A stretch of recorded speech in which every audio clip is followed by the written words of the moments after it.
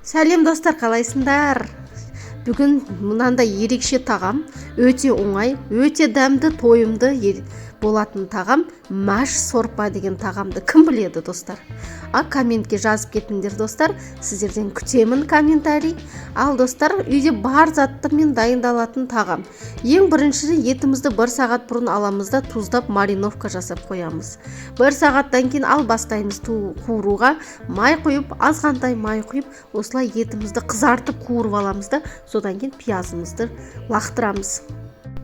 Достар, сендер комментарийға жазып кетсін, не деген қазаның қап-қара, не деген ағартпайсың, не қап-қара қазанға тамақ пісіре бересің деп. Неге білмеймін, осы қазанды қатты ұнатамын. Қап-қара болғандықтан тағамы өте дәмді болып шығады. Ал ағартпайсың десеңдер, бұйырса ағартамын. Осындай қап-қара қазамен тағамдар деген дәмді болып шығады. Неге? Жеке менің өзім ойым достар. Кім солай ойлайды, жазып кетіңдерші комментарийға, қатты күтемін. Ал картошка, сәбіз бәрін қуырып аламыз, бұрыштарды құйып, крышкасын кішкене жауып, бір 10 минутқа қоямыз да, 10 минуттан кейін алып қайнаған суымызды құямыз. Ал міне ловия, сонымен маш өзін алып, осылай суымыз жақсылап қайнағаннан кейін бірінші очередь ловиямызды саламыз. Неге? Ловия ұзақ піседі достар. Жақсылап кранымызда жуып аламыз да, сосын лақтырамыз ловияны. Ал достар, тұзды салуды ұмытпаңыздар. Дәміне қарай тұз саласыңдар.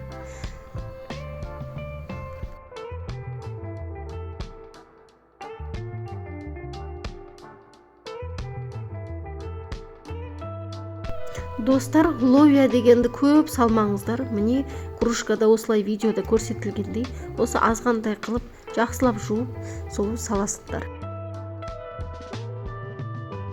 Ал достар, ловиямызды салғаннан кейін отты баяу қойып, крышкасын жауып, 1 сағаттай қайнатамыз.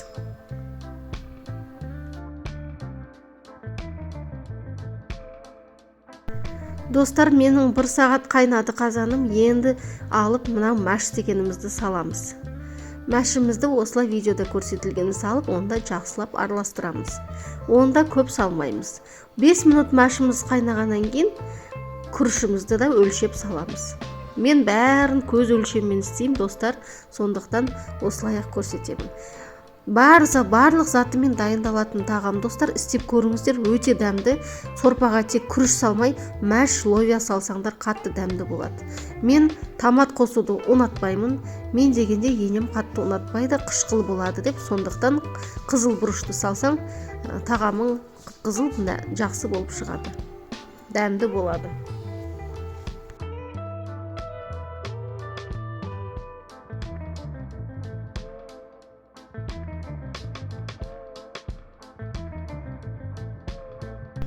Ал достар, тамағымда пісіп қалды. 2 сағат пісетін тағам. Қараңдаршы, қандай әдемі, қандай дәмді болатын тамақ, тойымды. Ал жасап көріңіздер достар.